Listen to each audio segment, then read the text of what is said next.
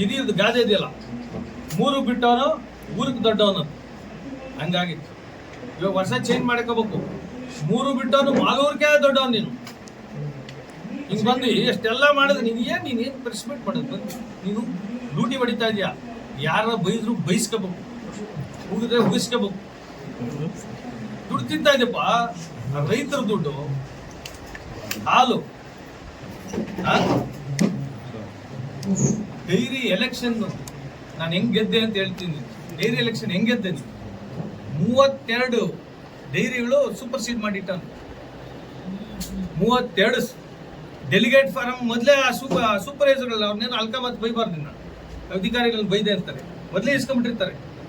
ನಿಲ್ಲೋದಂಗೆ ಜೊತೆ ಪೊಲೀಸ್ ಅವ್ರ support, unanimous. ಹೆಂಗಾಗಿದ್ದು ನೀನು ಹಿಂಗ ಮಾಡೋದು ಎಲೆಕ್ಷನ್? ನಿನ್ಗೊಂದು ಮಾತು ಕೊಡ್ತೀನಿ ನಂಜೇಗೌಡ್ರೆ, ನೀನು ಯಾವ ರೀತಿ ಎಲೆಕ್ಷನ್ ಮಾಡ್ದೋ ಅದೇ ರೀತಿ ಮಾಡ್ತೀನಿ. ನಾನು MLA ಆಗಿದ್ದು ಮಾರನೇ ದಿನ ಅದೇ ಕೆಲಸ.